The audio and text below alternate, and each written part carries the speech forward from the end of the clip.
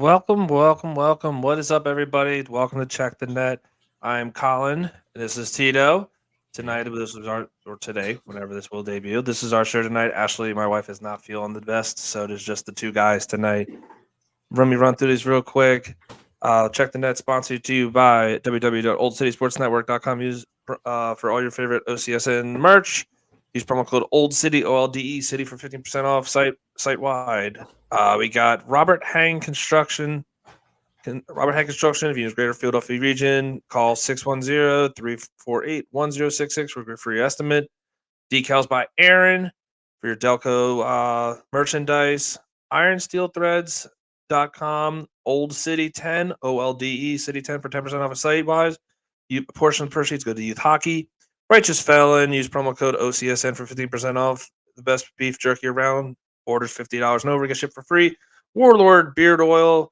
Use promo code Old Sports if you for an old fashioned link, 15% off your beard oils. Orders over $75 get you free shipping. And SeatGeek, download the app. Use Old City Sports Network for $20 off your first purchase. Tito, my man, we have not talked on this stream. Well, last time we did, your internet went a little fritzy. A lot of fun that one, by the way. And then you were in our comment section. But going into that week, we're going to briefly touch on this because this was an abysmal game. Nashville. From start to finish, we were all feeling it. You started the show. Ashley started the show. The vibes were immensely high.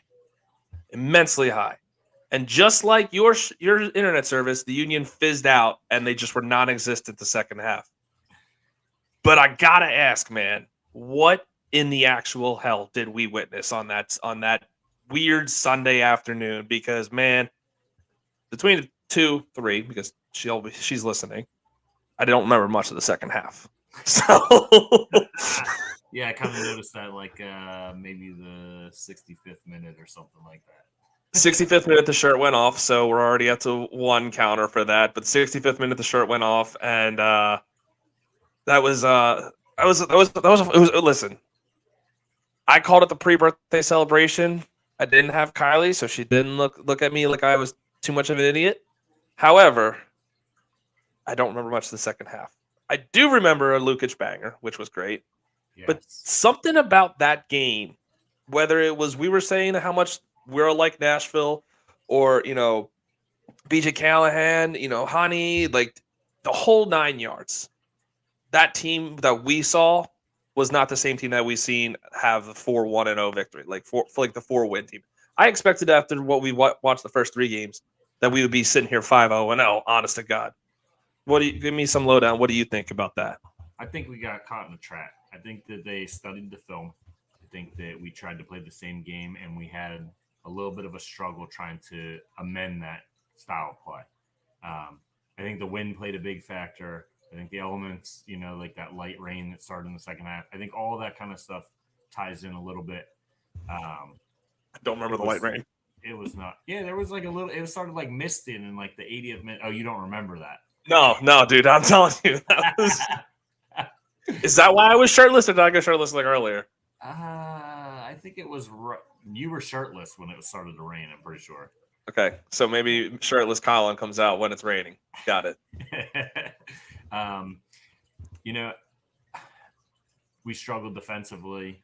There's a lot of ways that we could point it, but I don't think it's really productive at this point. I mean, especially with the turnaround that they had.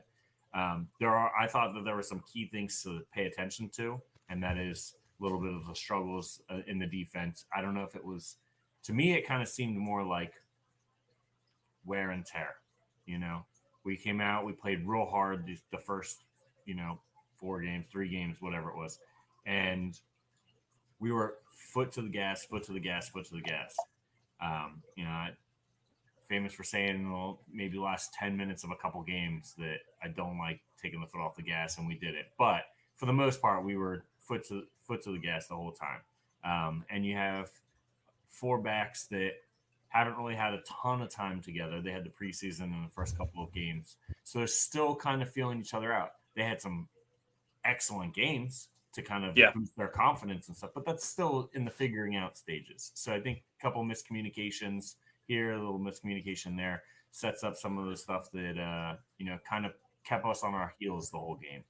I think the youth, like including on your defensive comments, like you were saying, I think the youth of Makanya and Frankie Westfield got exposed that game because Galesnis did not have a great game either. Let's just call it for what it is. That was one of the most abysmal Galesnis performances I've seen in a while. Well, first half. But I did, for the record, I did rewatch the game like at home. I had to rewatch it because I'm like, man, I'm really missing a lot because of all the pee breaks I took. Me not, like I'm telling you. But I did watch the second half, and I did watch the whole game all over again. That was one of the weaker performances I've seen from Galesnis. And I think as a whole, the back four, like that was one of the. You could tell Mukhtar was a problem. You could tell that the BJ Callahan U.S. men's national team thing was go out and play your game, boys. Like that was showing full in effect. Yeah. I think. Also he probably went to the locker room with them pregame and said, "Listen, you guys have been on the cusp because no game has Nashville been blown out this season. No.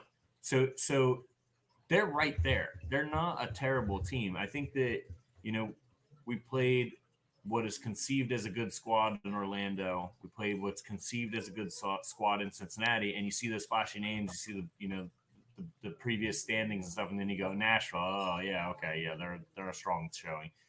But I think they just had a pretty down year last year, and I think that they have a solid lineup to be able to flip it. So it was, although I didn't want it to be surprising, it was a little more surprising to see them step up, but I don't think it's like unconceivable like a lot of people thought. I think the surprising aspect is we can both agree was a 3-1 loss.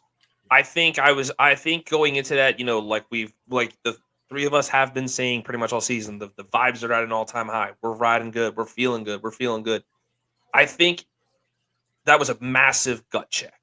You know what I mean? Had we lost like maybe like a 1-1 tie or we lost 2-1, I've been like, oh man. But 3-1, I walked out of that stadium and going, damn, maybe we're back down to reality now. You know what I mean? And then going into the St. Louis, I mean, we're still talking Nashville, but like then think about going into St. Louis, you're losing Makanya because of the red card.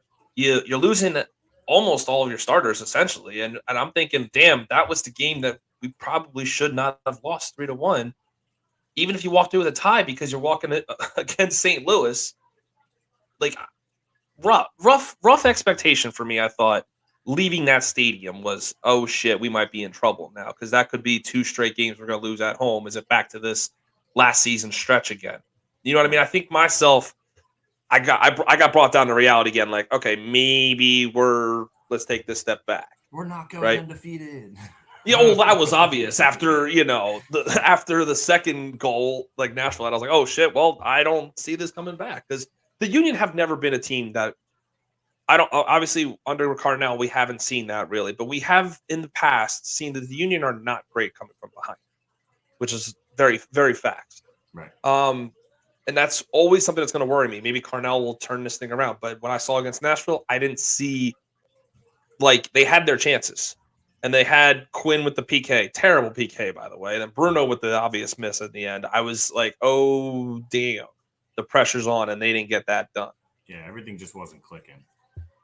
It felt like everything was not going our way, and I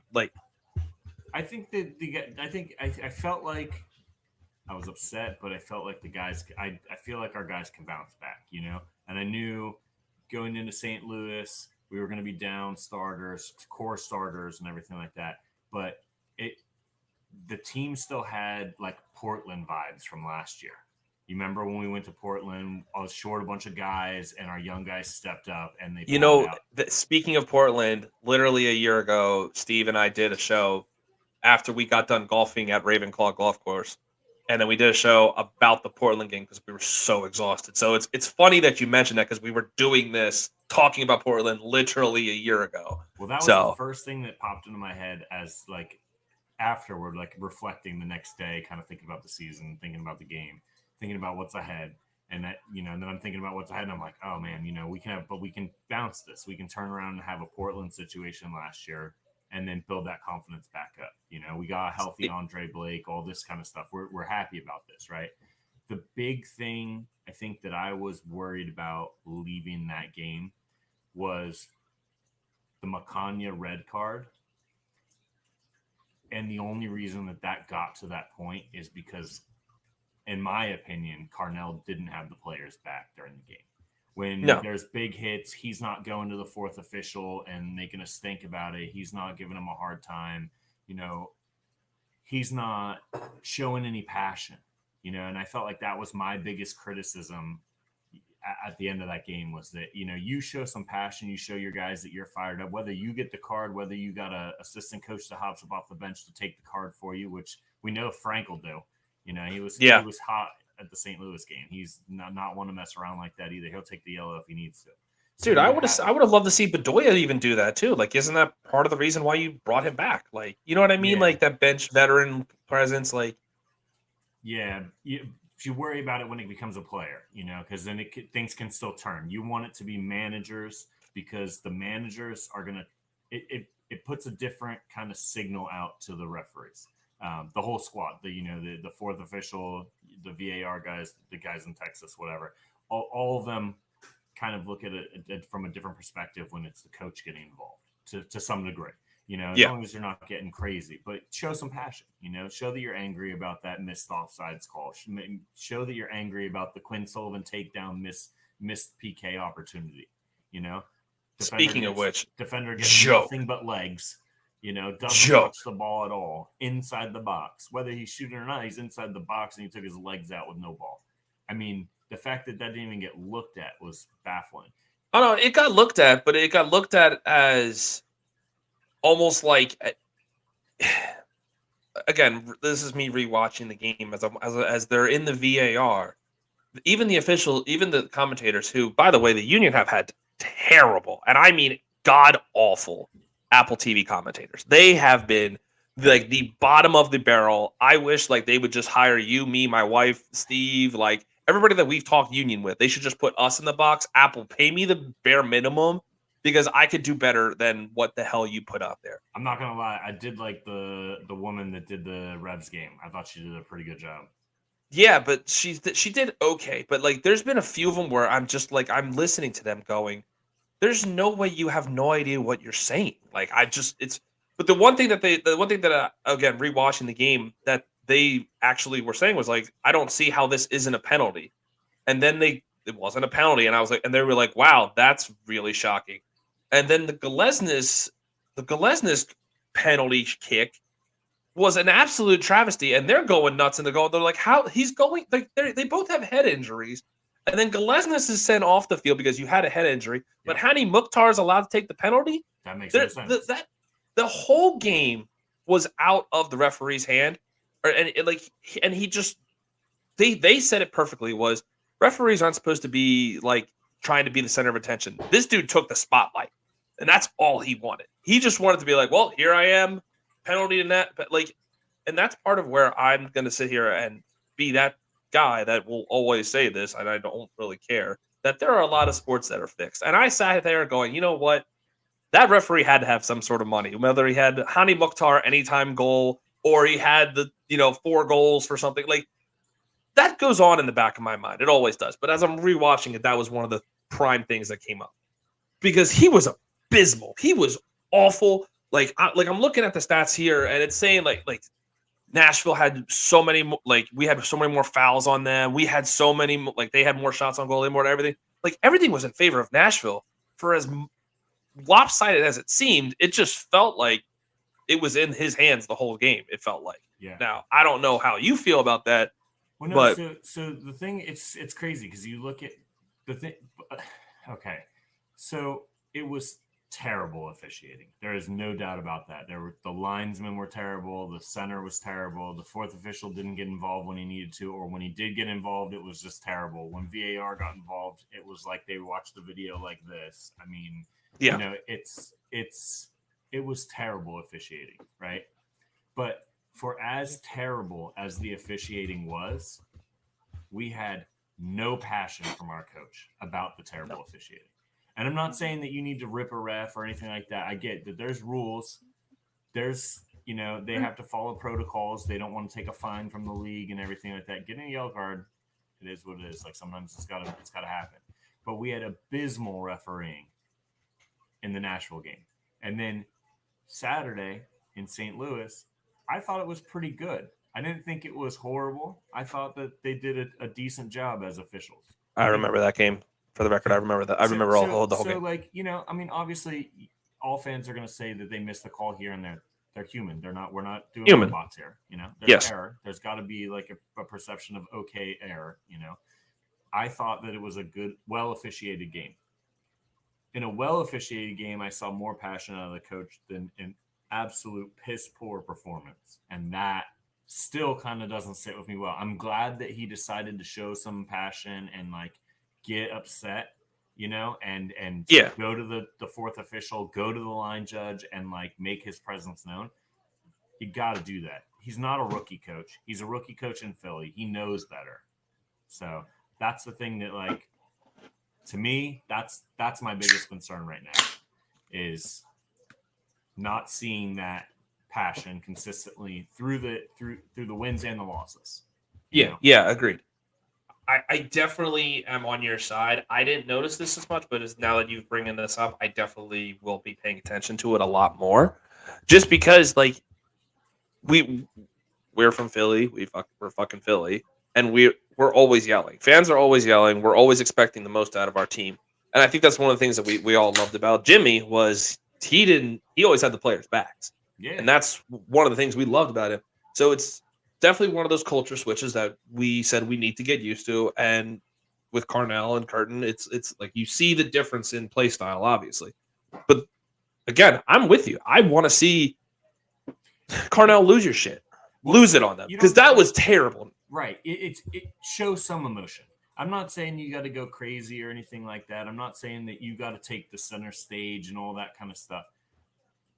But I don't think that passion and showing that you have your players back is a reflection of coaching style. And that's what I didn't like about a lot of the stuff I read, a lot of the fans, anybody that talked kind of around those subjects. Oh, well, Jim's a different style coach. It's not about your style. It has nothing to do with your style. If you don't have your players' backs, you're not really a good coach, no matter what it is. I can agree with that. So absolutely, that's where it's like I kind of get it, but I really don't at the same time. Yeah. So final thoughts, Nashville, because we got to get on to St. Louis because I remember that game and it was a fun game. Final thoughts, Nashville. Is it's behind us.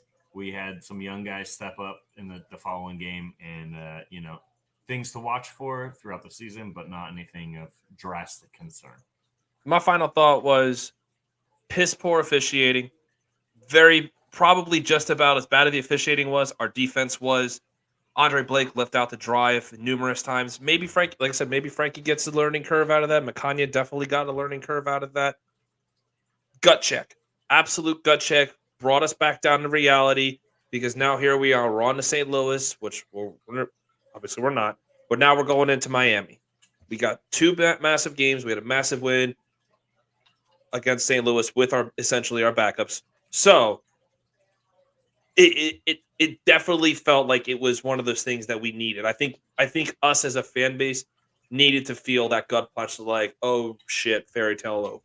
Let's get our fucking heads on now. Now let's actually look at this team for what it is. So then we go into St. Louis. And that lineup, I'm going to pull this up because, man, oh man. Listen, I don't think anybody can be upset with what had happened, like who we had. I think we expected the very bare minimum. I was expecting once I saw the lineup come out, I was actually expecting like a 0-0 tie. I'm not even going to sit here and lie about that. But to walk away 1-0, super thrilled. Whoa, that's a Coke. I'm not drinking beer, I promise today. I already did. However, amazing game. Amazing game to actually go to. Amazing game because the fans were behind them a lot more, I felt like you saw, just like you were saying about you wanted to see more from Carnell, you saw him chirping a lot more. You saw the players start to rally around each other. It was a brand new lineup. Harrio got his first start this season. Glavinich got his first start and his first goal in the same game. Amazing performance, by the way, from him. Very, very surprised. Very, very, very thrilled for him. Lukic coming out there, and Lukic has turned into a fan favorite. Lukic is definitely one of my daughter's favorite players. He got a selfie with her after the game. We'll post that eventually. But, you just had so many other pieces, and you saw the depth that we've been talking about for so long. Like, okay, cool. We got to see the subs playing, and we got to see what we had. And overall, I have nothing to complain about team performance-wise. Could we have scored a little bit more? Absolutely. I think everybody always wants to score more than one goal or not.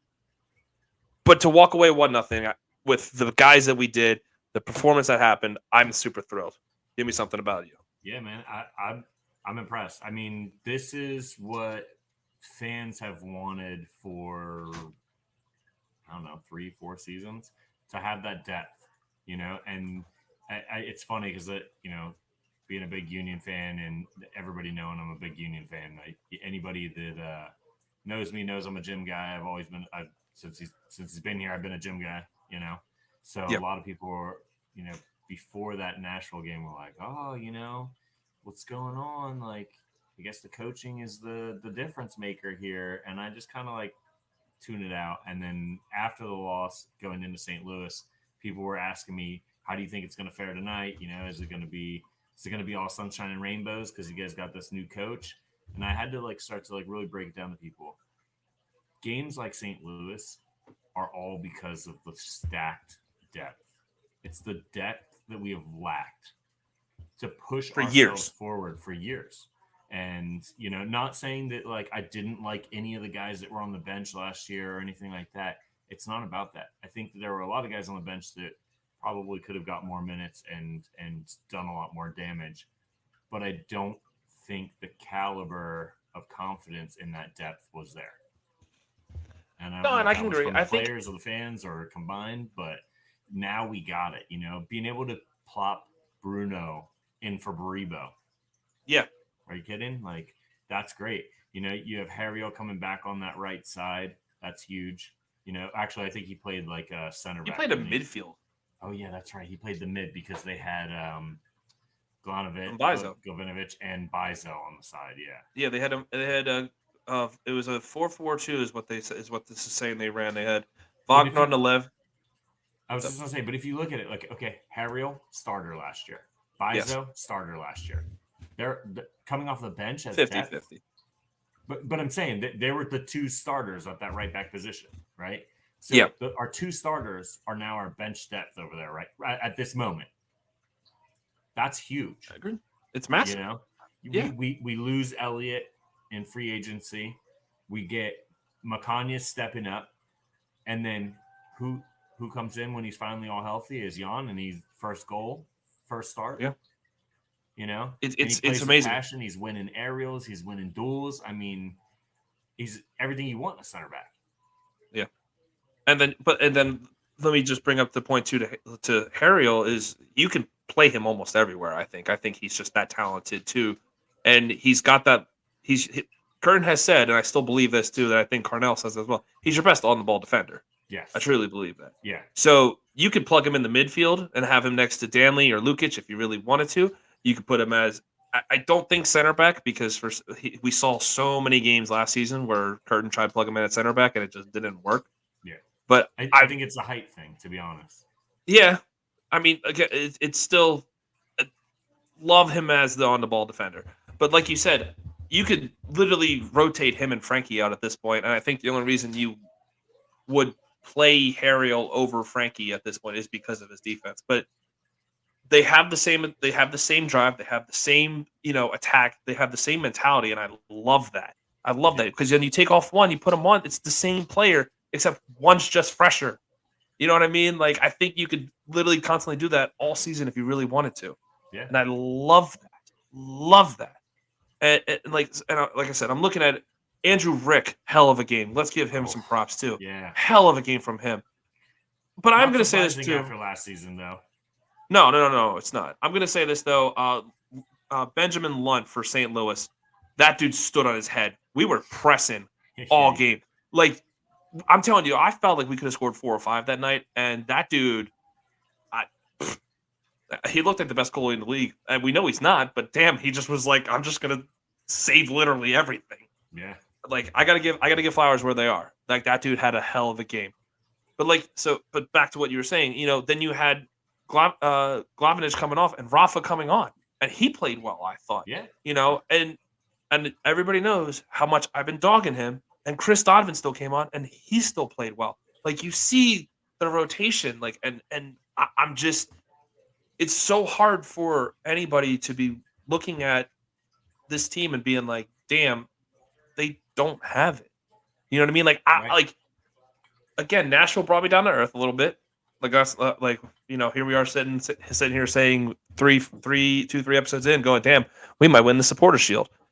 However, might happen, could happen. Everybody will want, everybody will wish. Losing against Nashville hurt, but looking at the whole lineup coming in, Rick, Glavinic, and Bizo stepping up, Vasilev coming in, Harriel, Bruno, like it's, and not even to mention, you still had Cavan on the bench. You still had, like it's great. It's great to have these vibes. It's great to feel like, damn, we could have won 4 or 5-0 at that point because of how well Rick was playing too. Yeah. And that's your backup. I think that's going to be insanely helpful for us down the road if Andre needs a break or two. Especially after watching the game, was it yesterday? Oh, Japan or Jamaica? I'm sorry. Why did I say Japan? Yeah, I don't know. I'm not drunk. I promise. They're J's. Yeah. Oof. It was like he went down like twice within like 5 or 10 minutes or something like that. Both concerning. Now, end of the game. So and they're up 1-0. So is it a little bit of milking, or is it like something that could be nagging him coming home? So something to watch for definitely in the upcoming. Well, here's hoping, because the way the dude's been playing this season, minus the Nashville game, has been prime Andre Brickwall Blake. Truly. Well, how many blocks did he have in the Nashville game as well? Even that too. That's what I'm saying. Like it's not like he had a piss poor performance in Nashville. He got hung out to dry a bunch. Yeah, like I said, we're talking about Lesnes and Makanya there, and everything. Like, yeah, we get it. Yeah, but still, like to have. Now, I know this is going to sound stupid, but I kind of want to give Zemla a chance again, just because we saw what Rick can do, and I don't want to say I lost faith in Ali Zemla. And I know that might sound really stupid, and you're probably looking, and I'm not looking at you because I know you're probably giving me this weird ass look. Nope. Is it crazy for me to like see if we can maybe get something for him? Maybe give him a chance? I don't know. So we have, if we want to shop him, we have to be able to. He has to have a performance. He has to be able to show. I mean, you gotta. You have 3. I think. Well, Rick will be a starter somewhere eventually. I think that's what the whole hope and dream was. Yeah. I didn't think that he was going to turn into our number 1 backup as quickly as he did. That's why they signed Zemla. So I think you got to make some room, and you got to see who's going to be going with what. Do you know what I mean? Yeah, I think that there's a little bit of writing on the wall. Andre's not getting young. How many more seasons does he have left?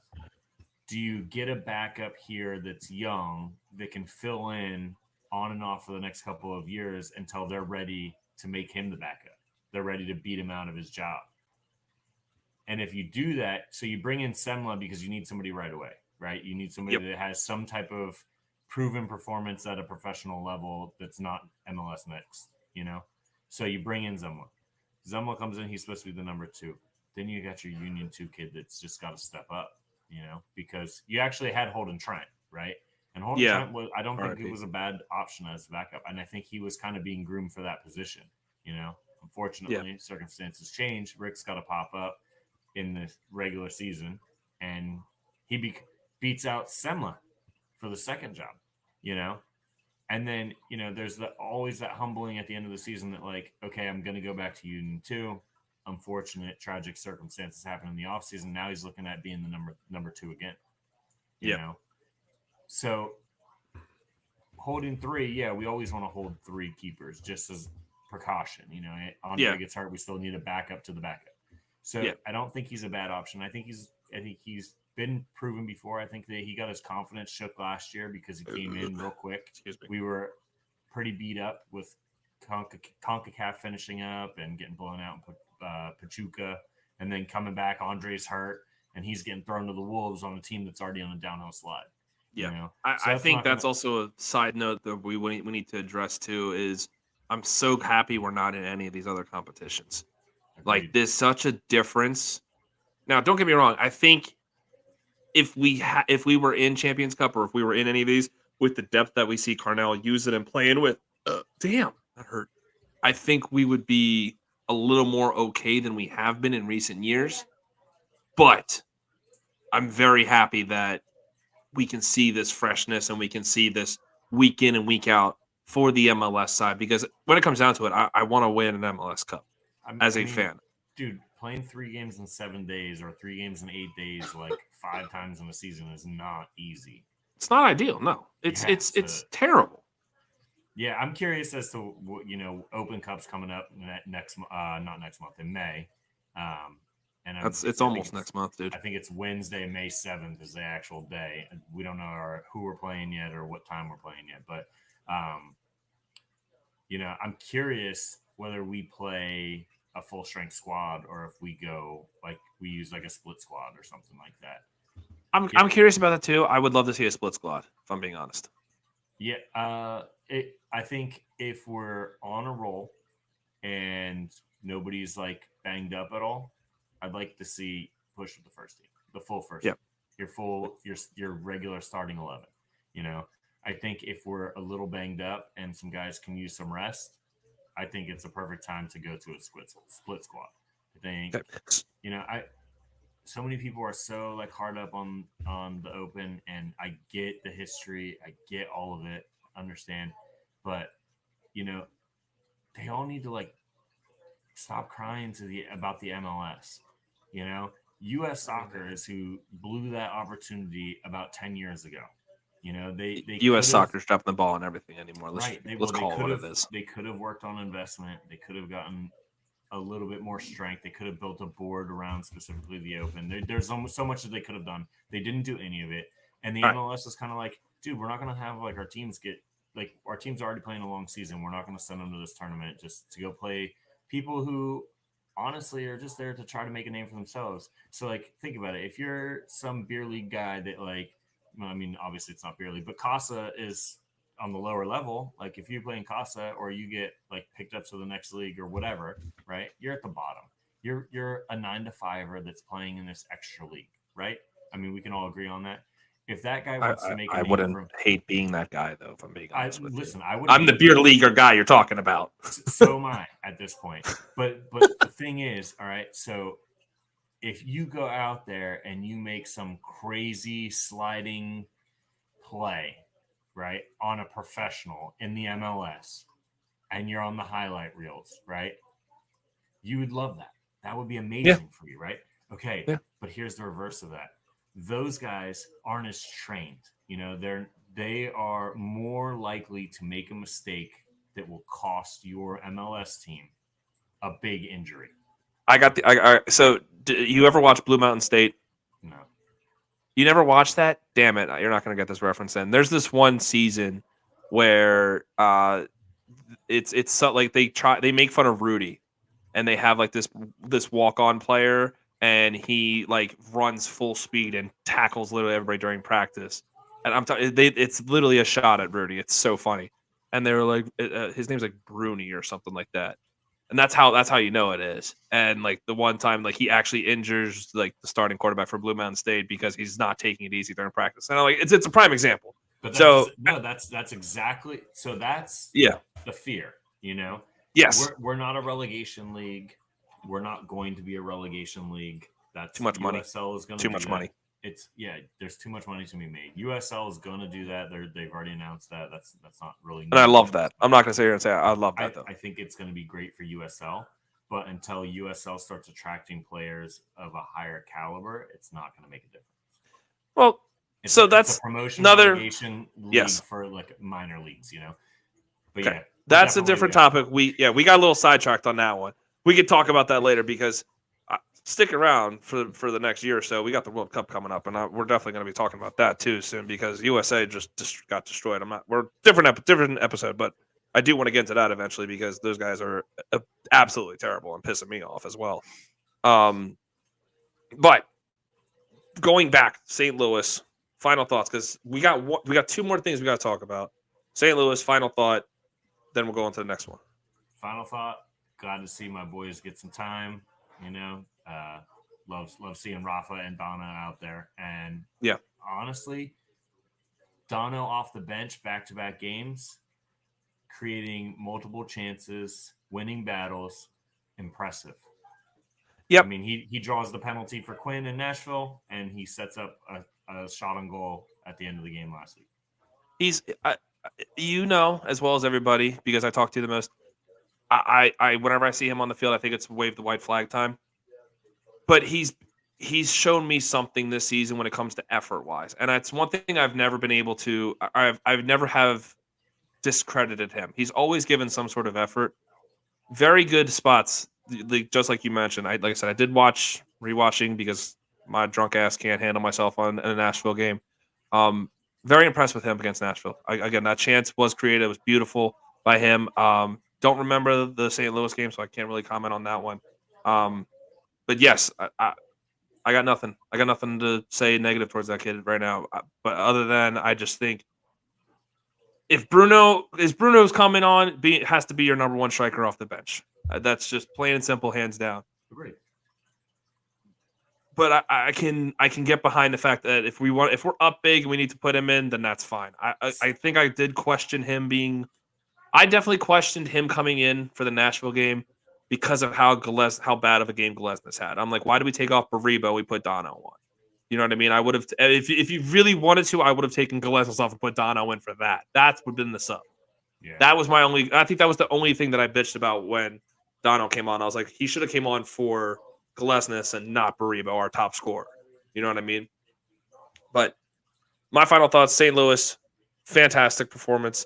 Really looking forward to this game against Miami now because I think that was the game you needed to win going into Miami with how many games they're playing right now, the Inter Miami Messis.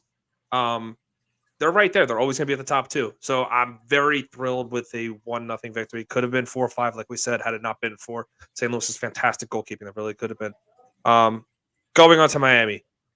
In Miami, kind of wish it was this weekend, just in Philly, just because I haven't been to a inter Messi match yet because I'm just a greedy money whore and I love selling my tickets for that much money.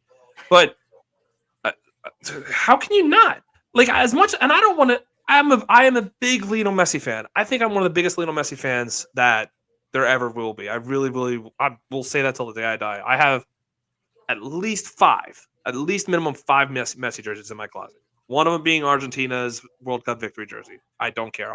I say I'm Argentinian just because of him. I'm probably not, but I will say that I am just because I will find this on my family history page that I'm Argentinian, and I will prove some point that I am just because I have all this Lionel Messi shit. I'm ready. Bring him on. Bring on the Inter Miami Messis because I think this Union team has a chance to do some damage to them. Now, granted, the past 5 matchups with us and them have not been great. We have lost 4 out of the last 5 to Miami. And one of those was when, or actually 2 of those were with Messi not playing. One of those was pre-Messi era, so no Jordi Alba, no Busquets. Which one? No, I got the 4-1 match. That was our only win, actually. The 4-1 match, because I was there. That was June 24th, 2023. I'm looking at it right now. The last 5 matchups. September, we lost 3-1. Last June, we lost 2-1. August 15th was the Leagues Cup match. That was the 4-1 debauchery that we endured. And then the 4-1 win was right before Messi showed up. So earlier that season, we played them in Miami. Yep. And we lost 2-0. Yeah. Yep, in March. That was the pre-Messi era. That was pre-Messi era. We lost 2-0. Swirling at that point. Yep. We lost 2-0 then. Then pre-Messi era, still, we smoked them 4-1 because I'll never forget being in the stands chanting, "You need Messi." Yeah. And then they got Messi. Then they came into our house and curb stomped us 4-1 in Leagues Cup. Yep. I don't see this being. We're gonna see Messi. No, I think if we're gonna see any sort of game, I think this is going to be a 2-2 tie. I don't see this being a 4-1 loss. I don't see this being a 3-1 loss. I think this is a very different team that we're coming out now. I think we got the hit in the chest with Nashville. We showed our substitutes against St. Louis. Talk me off the edge here. So I think that Miami's going to play for the draw. I think that their focus right now is CONCACAF, showing that they're best in the Northern Hemisphere, especially after winning Leagues Cup. This is another piece of hardware that, the MLS season is a long season, right? Yes. You're early on. You're deep in CONCACAF, and you have a very crucial game coming up the week following our game in Miami, right? I think it's their game. Okay. Their next game is April 2nd. Messi in CONCACAF? Yeah. I'll look for you right now. Pretty sure their next one's it's the first or the second or the third, something like that. Okay. But Messi takes a knock at the end of the last game. He's back at practice this week. Everything's going well, and then they see him. There's pictures of him at the open practice in front of season ticket holders getting worked on. So things that they want to manage his minutes and everything like that. So I'm curious if he plays. I think if their goal is CONCACAF early in the season, I think he sits.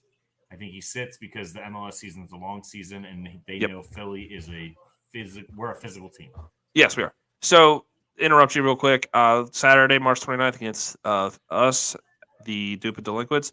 Wednesday, April 2nd, LAFC first leg at 11:30 at night. Because it's in LA. Is it? Yes, that has to be the only reason why. Yeah, it's in LA.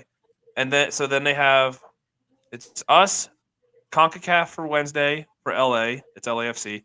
Then they play Sunday, April 6th against Toronto. Wednesday, April 9th is the second leg against LA. So brutal stretch for them as well. Now that you say this, I think they very well could rest their big three. I think if you really think about it, right, they could rest against us, play LAFC on Wednesday, go into Toronto with the split squad, and really kind of do whatever they want because Toronto's just been getting beat up. Yeah, and then go back to Miami and host LA kind of fresh again. I think that we're kind of gap weeks if CONCACAF is their first thing they're trying to get at. I think, as the Messi fan that I am, I almost threw up there. Sorry, I burped and it was like, ugh, didn't feel good. As the Messi fan that I am, Messi has dominated everywhere he's gone. He's won trophies everywhere he's gone. Like you said, the MLS season is a long season. They're going to go for CONCACAF, I think. Because this adds another trophy to Messi to be like, look, here's the greatness of Lionel Messi. He took Inter Miami when they were in 14th place in the East. Then they won Leagues Cup. The very next season, they tried to win Supporter Shield. They're just trying to add trophies. Right. And what he learned is so big because it includes so much international territory. Yes, and that adds to Messi's legacy because now he's playing international club teams in the Northern Hemisphere. Like it adds to that. So I don't see why they wouldn't. Now, again, he also learned himself that the MLS playoffs, whoever gets hot at the end of the season is going to probably knock you off. Yep. So if you're Miami at this point too, why not lose a few games here and there, especially for the MLS season? I get it. You're 4-1-0 right now. They won the Supporter Shield 3-1-0. So you don't even need that hardware. Exactly. So but they're going to go for it. That's what I'm saying. They're going to go for all the hardware they can, especially because Lionel Messi is such a household name in soccer world. I'm sorry. In my house, he's a god here. Sorry, I just had to make sure I wasn't going to get struck down by lightning or anything. But anyway, I don't see how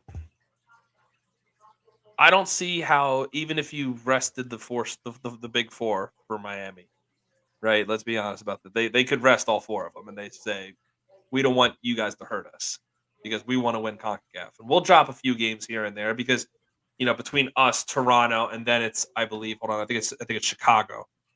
Yeah, it's us, LA, Chicago. LA, Toronto, LA, Chicago, Columbus. So that's their next few. Chicago's kind of heavy now too because they just knocked off the Whitecaps. Good old Berhalter ball, bud. Yeah, no, it's classic. It's classic. I think if Messi plays, I think it's a very difficult game for us to win. I think when it comes to our favorite segment in the end, I think what we can say is there's going to be two different feelings for scores. If Messi plays and if not, Messi doesn't play. Because if Messi plays, I think this could be a 2-1 loss. But if Messi doesn't play, I think this could be a 3-1 win for us. I think that's how different of a player that he is. And I think as much as I don't want to say this, I think the intimidation factor kind of factors in too. I really do. I think that, granted, these guys have seen him play it before, but Frankie Westfield hasn't. Makanya hasn't. Right. Lukic hasn't. You know what I mean? Like, there's some new faces that are going to be like, damn, Lionel Messi. Wagner won't give a shit. Wagner will tackle the hell out of anybody. You know what I mean? But these other kids, because, dude, if I'm Frankie Westfield and I see Lionel Messi coming down at me, dude, I might just fall over and be like, yeah, just go score on me, dude. You know what I mean? Like, because he might be starstruck a little bit. I know I would be. But he's 19. That's what I'm saying. Like, you got these kids, you got these new guys that haven't seen the greatness that this player is, which everybody in the world knows he's probably the greatest player of all time. So, like, who knows? You know what I mean? Yeah. Take him to church. School. Sorry, my bad. Yeah, I thought you were trying to sing Hosier. No. You don't want to hear me sing. I'm not. One of these days at a Union game, if you see me shirtless, just probably start recording because you probably hear me singing at some point. Like, let's just put that on note. Right, Ash? If I'm shirtless at a Union game, is there not like a 90% chance I'm singing some sort of song? She goes, yep. Yeah. It's true. I don't know what to say about that, man. If I'm shirtless, it means I'm drunk. So, yeah. Anyway. Yeah, I think with Miami, though, I think I'm a little different than you. I know you say if Messi's there, maybe a 2-1 loss, and if he's there, if he's not there, then we flip it and it's maybe 3-1. I think it's closer than that. I don't think that 2-1 is a good score. It's a close game. I think that the Union can pull that out with Messi.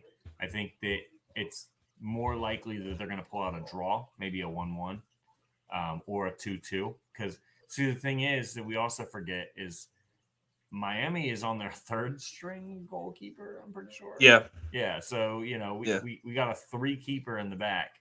So as long as we can penetrate like we have been all season in defense, even if it's in transition, we can score. Yeah. Unless this guy just decides to, become a brick wall and stand on his head, we can score. We create opportunities enough to be able to do that. Well, it seems like teams have wanted to have goalies that stand on their head when they play us recently. So true, but I also think that if Messi doesn't play, I think that Miami's going to play for the draw, and that's why we'll win. I can see it. Yeah. All right, so next thing, real quick, off the top of your head, 5 favorite things that you've noticed about the Union in these 2 weeks that we just haven't talked about. Your 5 favorite things, whether it doesn't have to be about the game, it could be about the girls, it could be about like just your 5 favorite. Because I can go 1 through 5 immediately if you know. 5 being the least, 1 being the best. Yes. Okay, so 5 is the emergence of Lukic over the last couple of games. I mean, I know he's been a menace all season, but really like kind of finding his own character now. And becoming a fan favorite. So that'd be 1. The second one is the depth. Our depth is something to be proud of right now. 3 is the bounce back of emotions from the Nashville game to the St. Louis game in the coach, kind of getting fired up a little bit. And then I'd say, I know what 1 is. I'm trying to think of what 2 is. So I'm going to say 1. If I say 1 as 2, then I'm going to think of something. I'm going to be like, it's not as good. About the season, maybe I would say 2 is the optimistic feeling that we have moving forward. And number 1 was the girls, man. Dude, I go 1 through 5. I don't care. I'm that guy. I go top to bottom. My favorite thing was Kylie getting Luke, like you getting Lukic over, and then Kylie having like her little moment. Yeah, and just being like, hey, I want a picture, and I hate this thing, but I love it. This little watch that she had, and it just her snapping a picture. It was just perfect. There's my daughter with the no teeth, like that. That was one. Number two was just seeing them on the field. Like they were just like the most menacing like trio ever. Like I sent you the picture of the three of them, just like her little pose with her feet crossed, like she's the girly girl, and then you got your two girls that are just like her protectors. It was so funny to me as I'm watching this. I'm just like, them. You got the trio of chaos, absolutely, for Union games right there. Oh yeah, that was number two. Number two for me was just seeing them, like the whole interaction with them throughout the whole game. Like if you actually watch the St. Louis game, there's plenty on reruns. There's plenty of times that they're on camera and they're just like dicking around, goofing off. It was so funny to watch. I'm telling you. And then being the father up there, looking down and just going, "Ah, crap, I'm in trouble." Like, just it was so entertaining. So that's number two. Number one was Luke, my daughter's Lukic selfie moment. Number three, like probably the same thing as the depth. The depth has been phenomenal up until now. The fact that we got to see it, the fact that we've been calling for this for so long, we're finally getting it. Granted, it's not the coach we've been behind for so long, but nevertheless, it's showing. We're on fire. The reality hit us in Nashville that we got to play a little bit better. We got to show a little more emotion the whole night. And you showed it in St. Louis. And I think if this carries over to Miami, we got a damn good chance of winning. I'm sorry. Like, with or without Messi, I think we got a damn good chance of winning anyway. Number four, I think what I just said earlier is Donovan's shutting me up this season. I've been a very big skeptic of him. And I got to say, it's one of my favorite things right now is I get love when people tell me to shut up. Like when players like this, I don't like being wrong, but if I'm wrong about something like this with like the emergence of somebody who I've been so skeptical of, then I think I got to give the flowers when I need to. And Donovan's been playing well. Granted, I still think there's some times where I'm just like, God, I'd pull my hair out if I had any. But the Nashville game, again, prime example, drawing the penalty the whole night, I got to give the guy his flowers. Really, really do. My last thing, little subtle moment, Rafa seeing Oliver. That for me was so funny when he saw him. He goes, "Holy!" Literally, you could hear him as he's warming up. He looks up and says, "Holy fuck, he got big."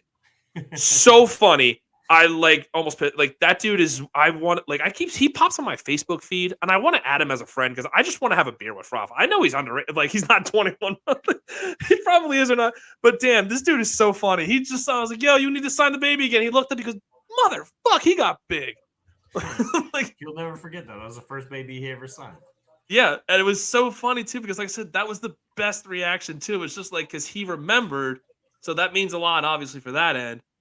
But like just his reaction, like that had to be in my top 5 too for the past 2 weeks because there's been some shit obviously with the loss and everything. But man, that reaction was so goddamn funny. It really was.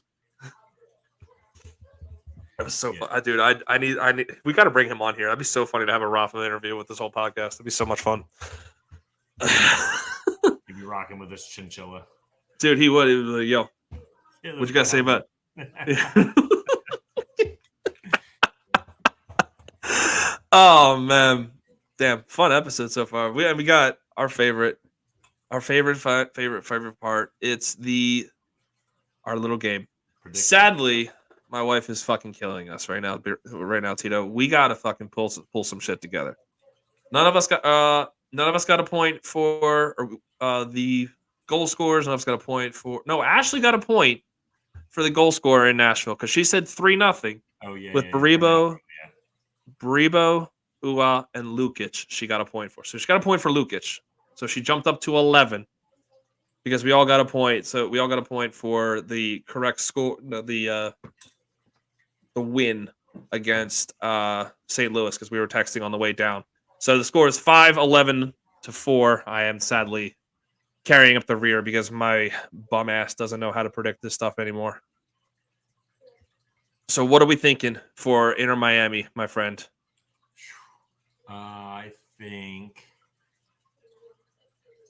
we win 3-2. Oh, 3-2. Okay. Well, we got goal scorer then, my friend. I think Baribo is going to get a brace. Baribo 2. Yep. Okay. Who's the third then? I think it's going to open the door for Ua. We've all been giving Ua this goal scoring chance. He's right. He there, hasn't dude. gotten one, and I'm really like, he's right there, dude. Did you see? I mean, you went back and watched the St. Louis game. He had 2 was right there. Solid chances. He was right there. You could see it. He's like, son of a bitch. Like, Ball goes in the net, it's going to be a big difference. As soon as he gets, I mean, he got one. I'm not going to say, but he starts getting into the consistency flow of scoring a goal maybe once or twice more a game or per week or whatever you may be. But he needs to see that ball go in the back of the net. And I'm going to keep pulling with you too. Hopefully he gets one. But I think then your man of the match got to be Barrero because he's got 2 goals, gotta be, correct? because he's got the brace, yeah. Okay. So the sick one out that's sitting there on the couch has said 2-2 tie with Gazdag and Bruno being the goal scorers because she is a Gazdadi fan and she is going to attempt to leave me for him whenever he becomes single. Didn't she name him Gaz Daddy? That's what I said. I said Gazdadi. Did you not hear me say that? No, I thought you said Dottie. No, Gazdadi. Gazdadi. You're Gazdadi, whatever. Into the accent, I gotcha. Yeah, I was trying to. It didn't work out well, but I tried. Whenever that man turns single, I know I'm going to get handed divorce papers. It's already going to happen. I already know it. So with that being said, I'm really just want this to happen because we have not beaten Lionel Messi yet. We have not beaten him yet, and I am very cautious to put this down because I want to feel the vibes and I want to keep the vibes going, but I truly think it's going to be a 3-1 loss. I really just feel like they're going to press too much. They're going to be playing for the tie, and those ties are actually going to come out and actually bite us in the ass. I want to be positive. I really do. But I don't see how – I don't see this streak ending. I really want to – and it's not – and I'm not trying to be that guy that wants to say we're going to win every single game because I've said it. We've said every – so far this season. But it's just something about Miami – whether it's this team, whether it's the players, whether maybe it was under Jim, maybe they'll shut me up. And when I talk to you next week on live stream or on this episode or whatever, that I'll sit here and say, oh, I was wrong. Damn, we won 4-1. I'm hoping. I think if I set the bar low, that they'll shut me up. And that's what I'm hoping for. But I'm going to say 3-1 loss. And I think the goal scorer will be Barrero because no. I'm not doing that because I need all y'all to stop getting Barrero.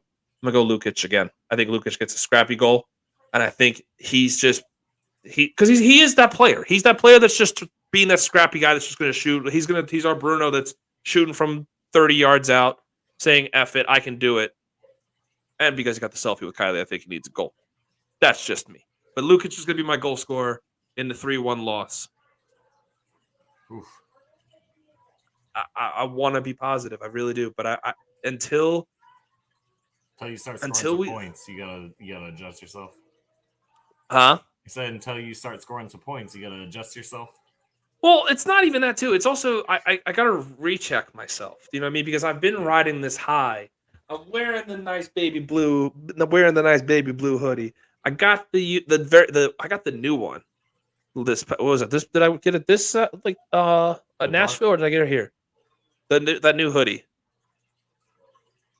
I got that at Nashville. I got that silver, the silver one that looks like a hockey jersey. Oh yeah. I apparently I drunkenly bought that at Nashville. But I love that one. I really do. But I was rocking that during golf the other day, and I was like, man, this is comfy as hell. I like the new pregame one, the one that they debuted in Marbella, the navy blue one.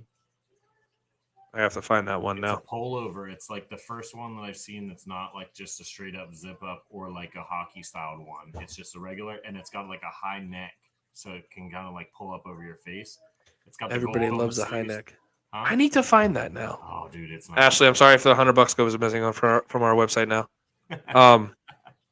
What? It's nothing. We're talking about stuff on Fanatics, and I said sorry if $100 goes missing from our bank account. See, and there's the no.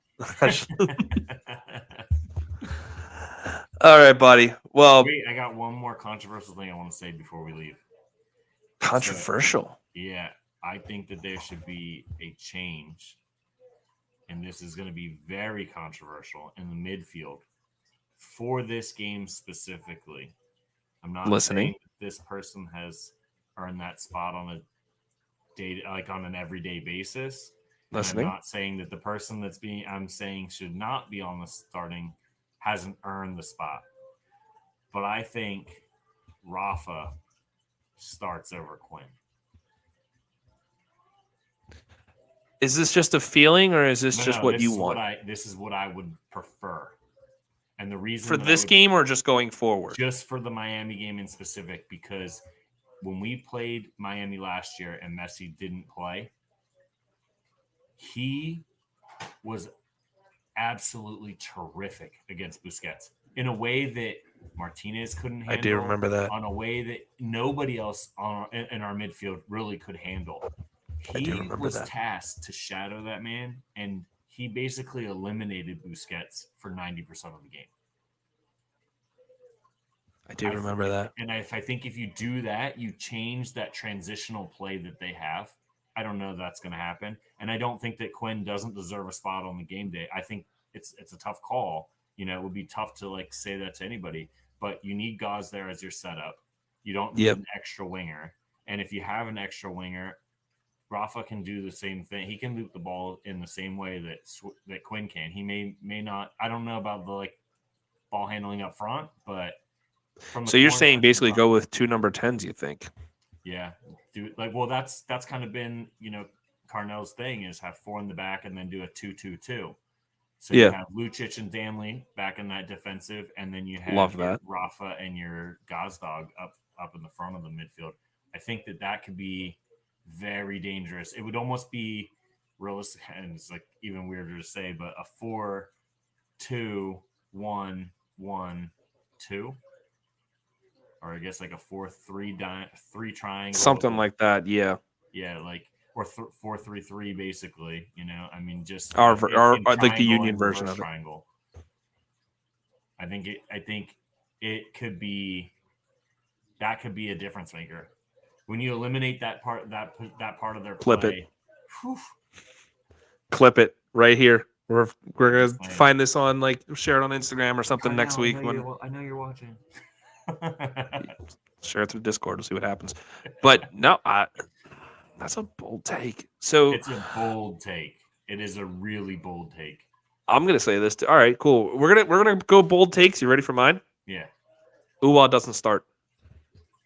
Ooh. I think Bruno? I think Bruno Baribo up top, and Uwa becomes super sub. Ooh. That would be pretty wild too. I don't know that. I don't know that as a super sub. When do you bring him in as a super sub? When 60, just like he gets subbed off at 60. I think why not? And I think honestly, if that's what we're playing, let's all right, cool. Let's play this little game. Let's play some risks. You ready? You take off Danley. And you go to your 3 strikers up top with those 3 boys. If you're at the 61st minute, you are down 2-1, which I think is what's likely. I think you're going to see the 3 of them be up top. I don't and then think. If Rafa's there in the midfield, he actually can drop back to a defensive mid. He does well in a defensive mid. Yeah. And then let Gaz play with the 3 up top. Yeah. There you go. Let's have some bold predictions. Let's have some fun with this. That's pretty wild, I don't know.